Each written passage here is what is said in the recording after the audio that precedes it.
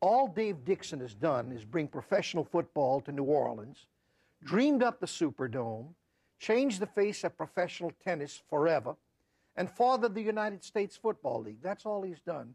Ladies and gentlemen, here is a prophet. We hope that we'll give him some honor in his own time, Dave Dixon. Oh, thank you, guys. David, it's good to see you. My pleasure. David, now you were born in New Orleans.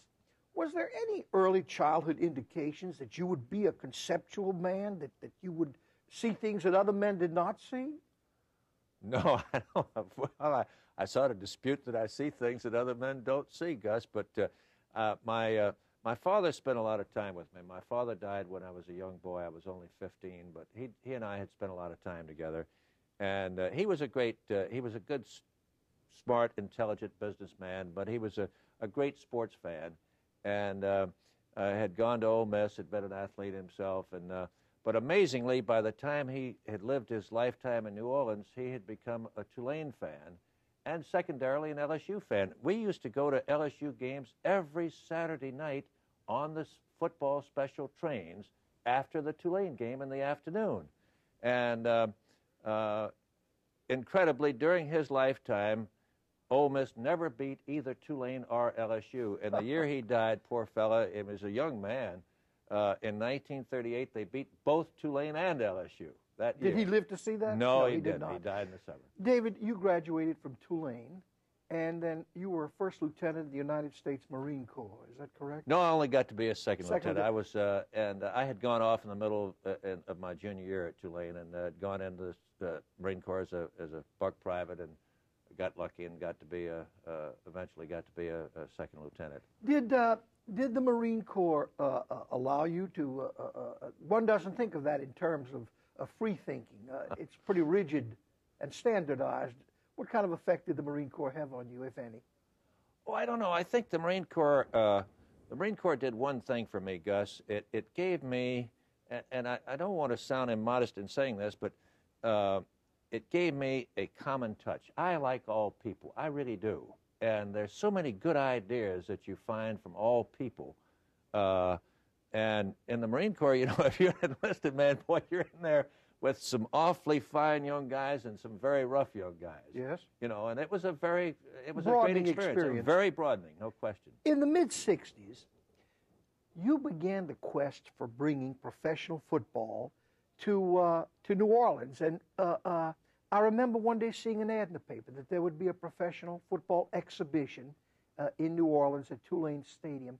How did this first occur to you? And well, I was in the plywood manufacturing business, and I was sitting in my office in New Orleans one day, and I was reading about the formation of the American Football League, and I said, "Gee whiz, you know, why should New Orleans be in pro football? My goodness, it's one of the great football cities of the world."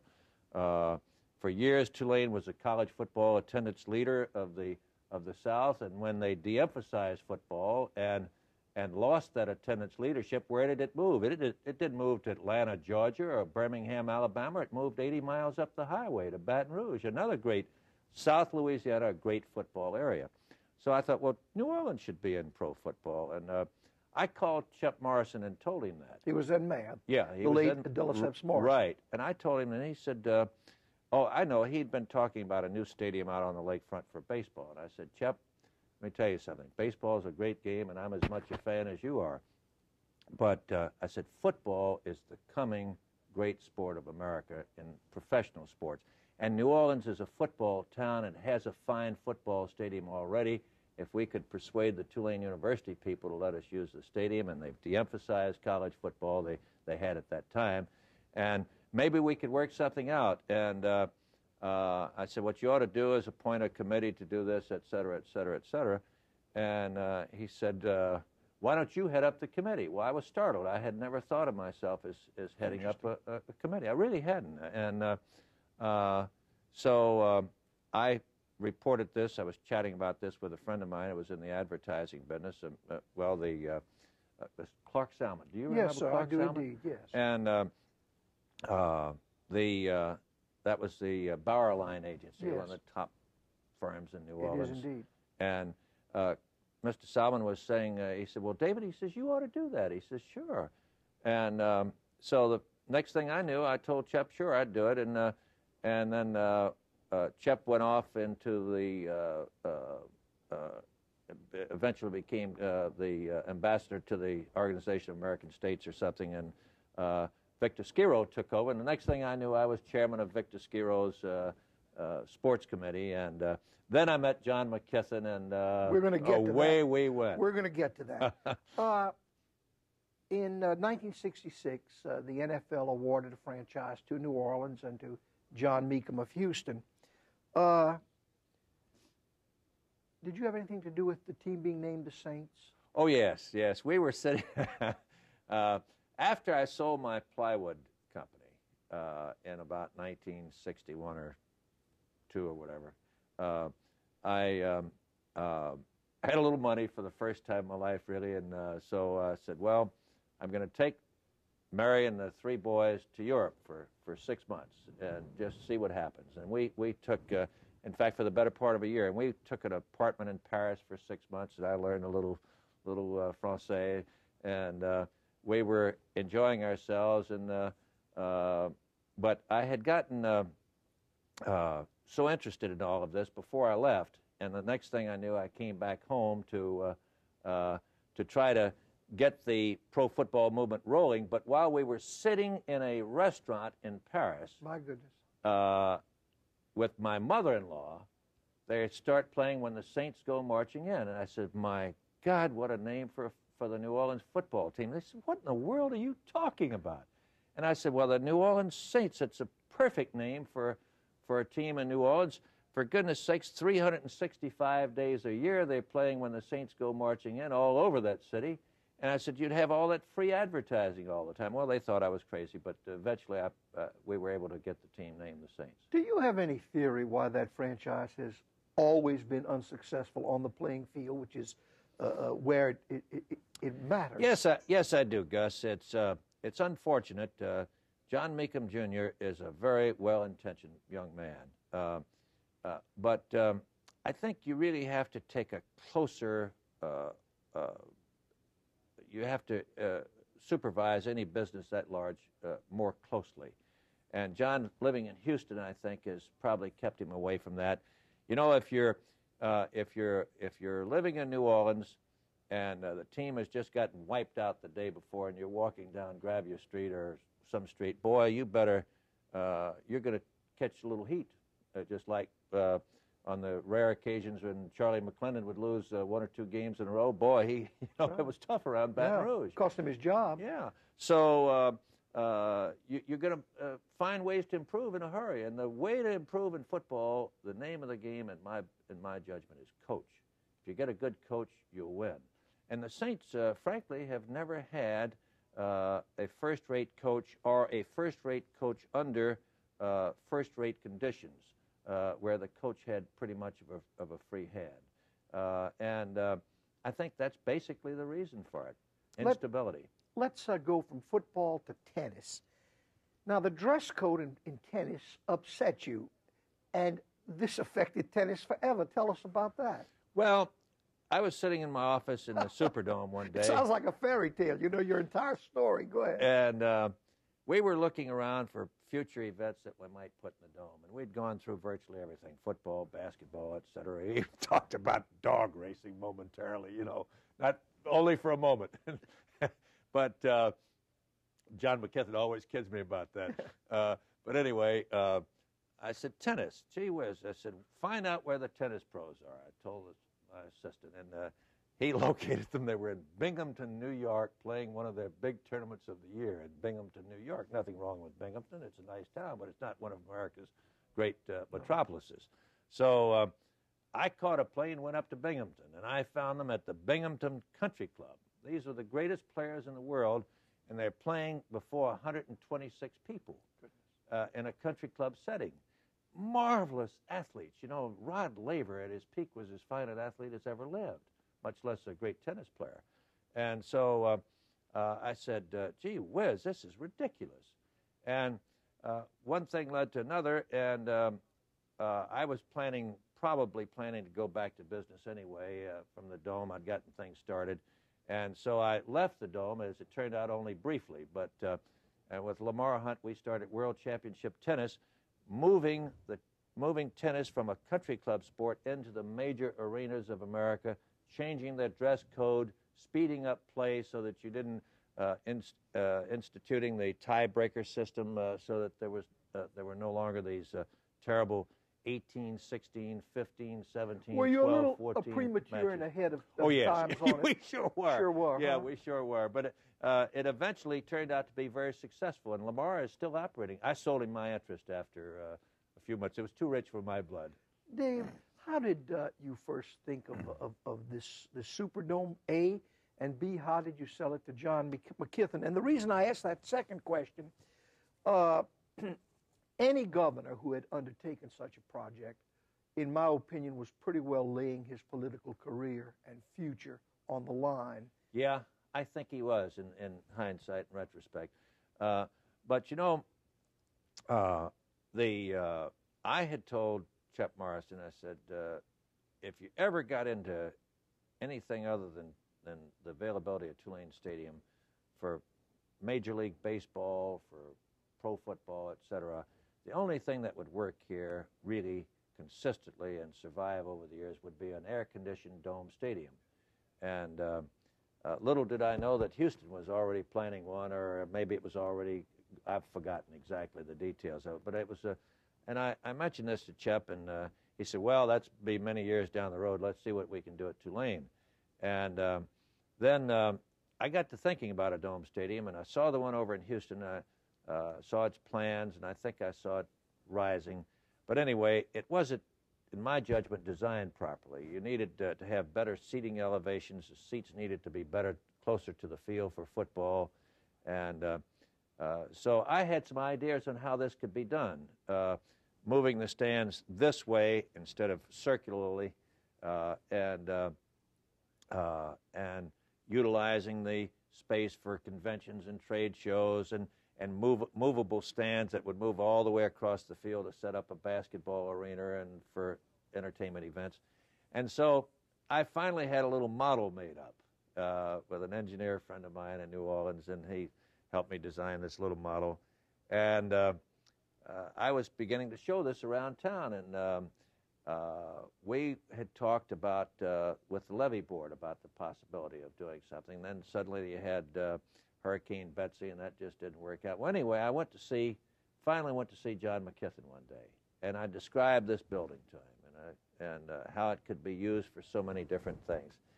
And I was sitting in his office, and I didn't know John McKeithen except very slightly. I'd met him once at one of our preseason games in New Orleans, and he told me what a football fan he was. Little did I know that he was really a tremendous fan. He was as much or more of a fan than I am, you know.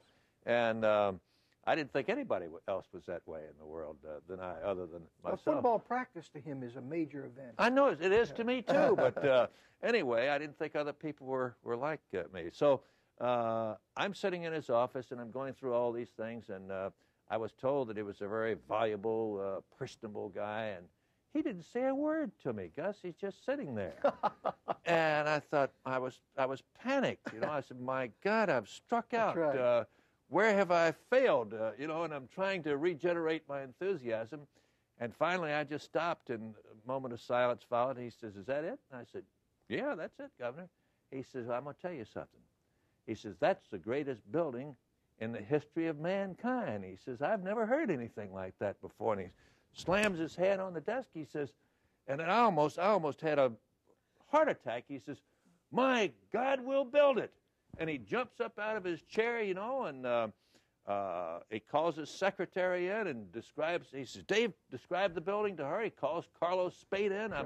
I'm trying to describe this building in 60-second descriptions, and then he was so enthusiastic about it, and then we started talking about ways maybe to do it, and finally one thing another got going. We got darn thing started. In retrospect, is that good? Is that building, has it been good for Louisiana?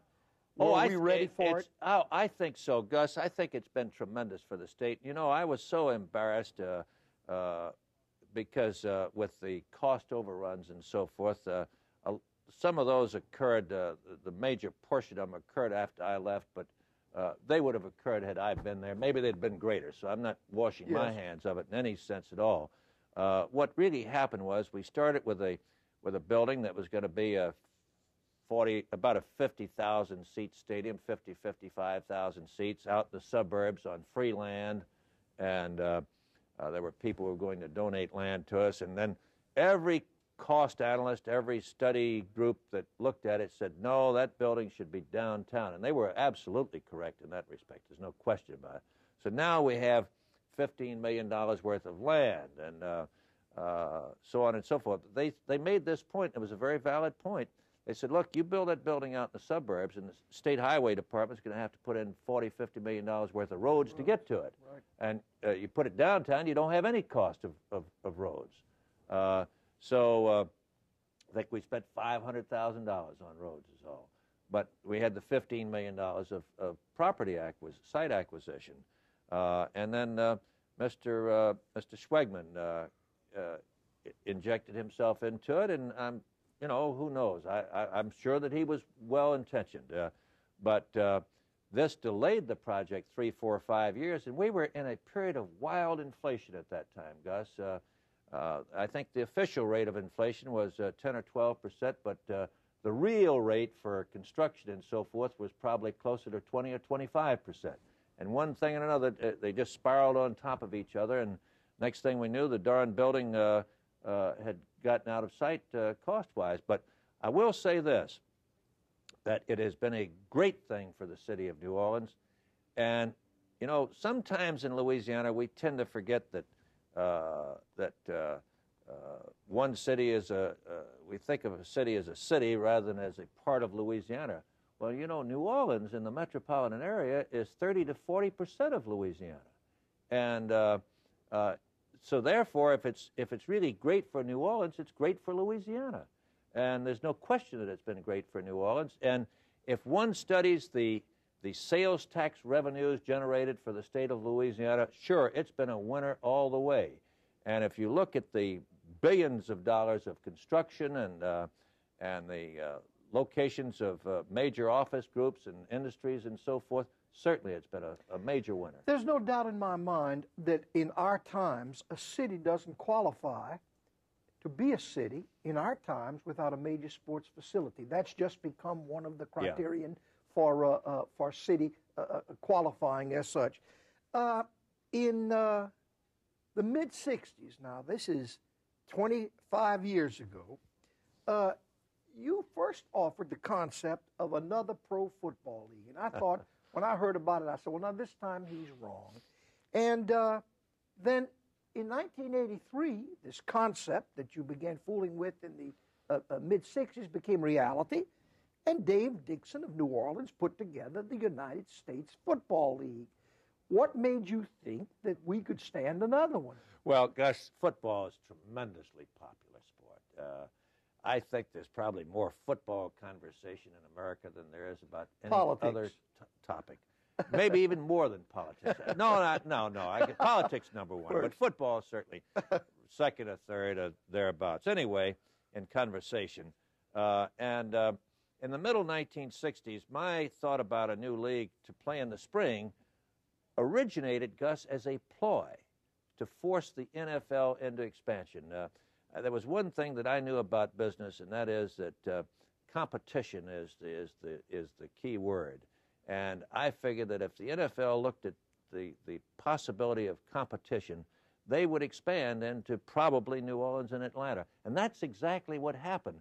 But I got so close to putting this league together with tremendous people involved. Walter O'Malley of the L.A. Dodgers was, believe it or not, going to put a team in Dodger Stadium. Mr. Gussie Busch, the board chairman of Anheuser-Busch, was going to put a team in Atlanta because he was planning a brewery in Atlanta, which never did get built there. It got built in Florida, I think. But, and on and on. Kemmons Wilson, the board chairman of Holiday Inns, people of this caliber.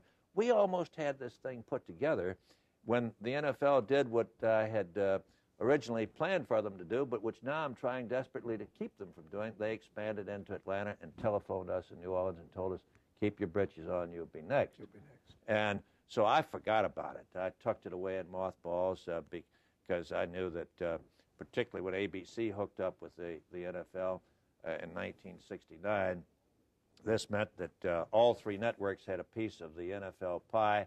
They wouldn't be interested in another league. They wouldn't want to alienate the National Football League in any way.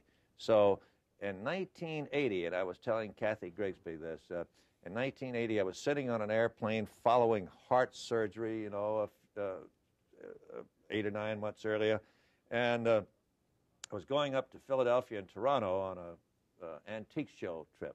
And I had the New Orleans newspaper, and I opened it up, and I looked at that paper, and there's a big front page story about the impending battle for the cable franchise. And I read it. I'm laughing. I'm with my wife. I said, oh, look at so-and-so. He's involved in this group, and so-and-so is involved in another group.